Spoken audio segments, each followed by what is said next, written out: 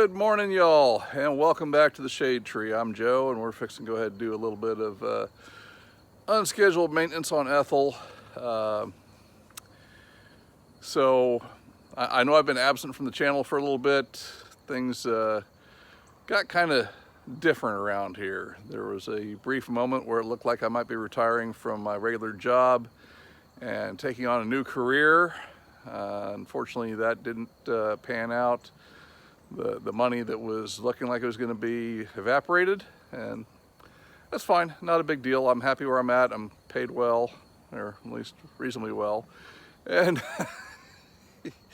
yeah, okay, boss, yeah, you know. So with that life event put behind me, that was one distraction. Now my wife unfortunately got the COVID, and she's been spending some time in the hospital. I feel absolutely blessed. Her recovery is coming quite well. The fine folks in the ICU ward have been taking excellent care of her, and it looks like she is really improving despite some fearful moments. So again, I am truly blessed.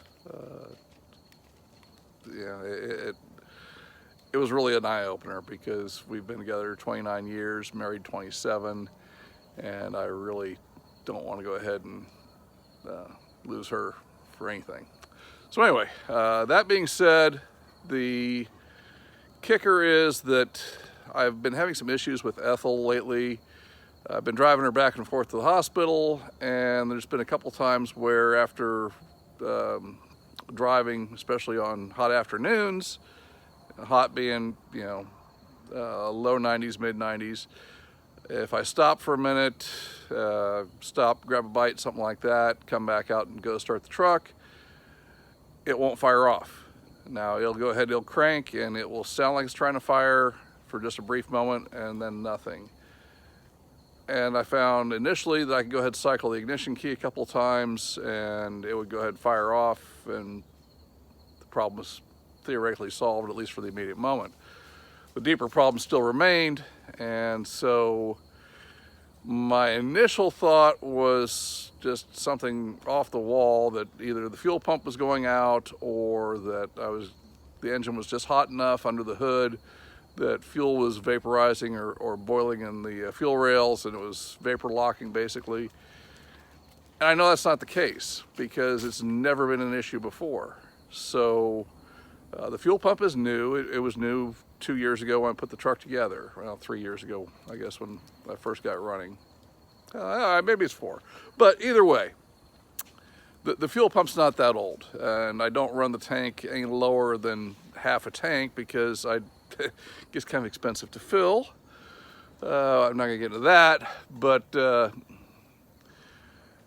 fuel pump's not being abused. It's not being run out of fuel. It's not being run low. It's definitely immersed in fuel at all times. So a failed fuel pump is not likely. And then, let's see, it would have been Sunday afternoon. The same event happened. I ended up having to go ahead and leave the truck parked at the Brahms parking lot and then walk the rest of the way to the hospital. And so at that point it hit me, oh wait, I know this symptom. This is the same symptom I see with Jeeps from time to time. Crank position sensor. It heat soaks and it will not start. And then once it cools off, it starts right back up just like it's supposed to. And sure enough, it did. 2 hours at the hospital, walked back over, hit the key, pushed the button, and she fired right up like nothing was wrong at all. Again, this is first indication. Now, down the road, if I keep letting this go on, the crank position sensor can just all out fail on me and then leave me on the side of the road, and it's a pain in the butt. So we'll get into some more details here in just a quick minute. Now, one thing I will admit, when I built Ethyl, I really didn't take into consideration the position of where the crank position sensor is in relation to the floorboard of the truck. There is very little room to work, and I'm considering making an access hole in the floorboard with a plate that I can go ahead and screw in, and that will make life a whole lot easier. Of course, The correct answer is go ahead and use the Mopar crank position sensor versus the AutoZone unit, because the Mopar sensor very, very seldom fails, and the AutoZone unit with its lifetime warranty, well, you know, you throw the dice, you take your chances, and sometimes it works out great, sometimes it doesn't. So if you're not afraid of changing your crank position sensor, it's not a big deal. If it's something you don't want to mess with, buy the Mopar part, spend the extra 50 bucks, 70 bucks, whatever the heck, and put it behind you. Because I didn't plan ahead when I did this or take it into account, I think what I'm going to end up doing today is just go ahead and unbolt the passenger side cab mounts and jack it up just a little bit to give me a little extra room to work, and that should go ahead and resolve the issue. Yeah, so maybe, maybe not. I was thinking it's just the two cab mounts on the passenger side, but it's actually the third one, which is the core support up front. Maybe, maybe not. I'm going to see what kind of access I've got. It's been a while since I've diddled with this. I may just go ahead and cut that hole today and then make the panel for it later, tomorrow morning or something like that. But in the meanwhile, we're going to go ahead and get about fixing this, and I'm going to show you what we're doing. Alrighty, I'm going to have to speak loud because I'm holding the phone way up here where you can see it, and I'm laying way back here on the ground. If you look to the left of the ground bolt, right there, it's got the orange paint on it. It's got that ground strap. Just to the left of that, you see one of the bolt heads that holds that crank position sensor in. Now there's two bolts on that, one on either side, and then I've got the dipstick tube in the way, and the transmission vent tube is in the way, and I think probably the throttle valve cable's in the way. So anyway, I've got to go ahead and try and move some stuff around a little bit, get to both of those bolts.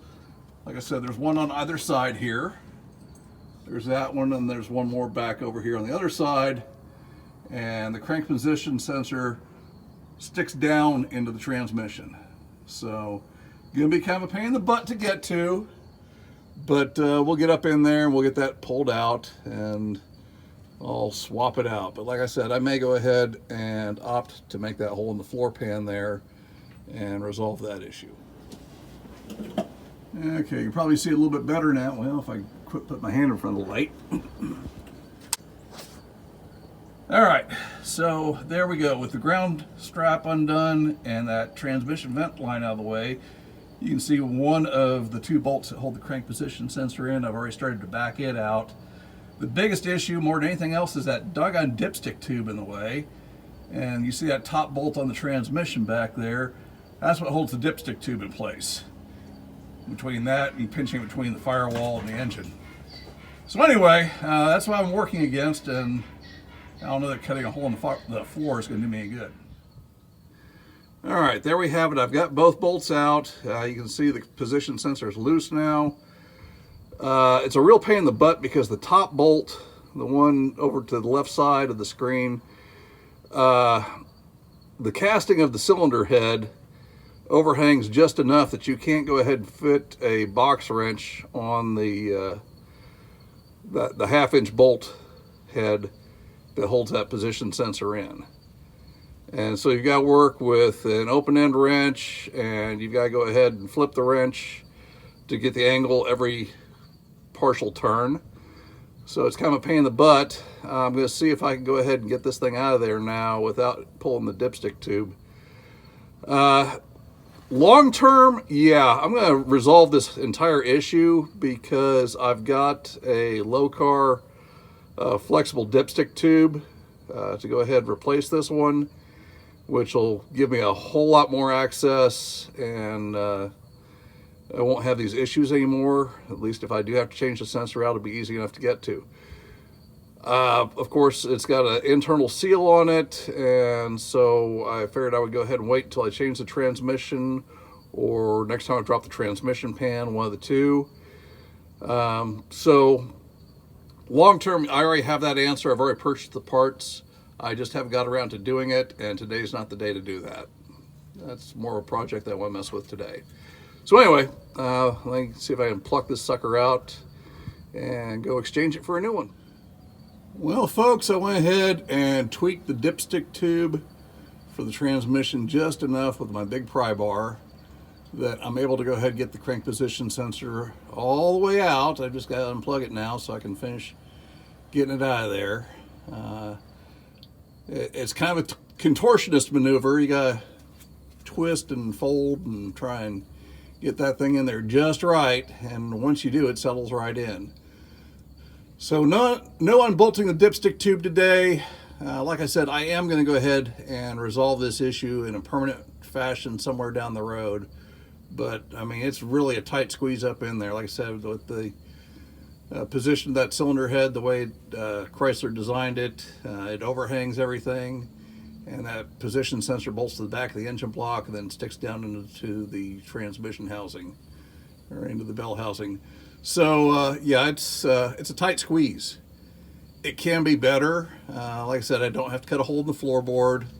But long term, yes, going ahead and replacing that dipstick tube and moving it out of the way is going to be a much, much better option and will make things a whole lot easier in the future.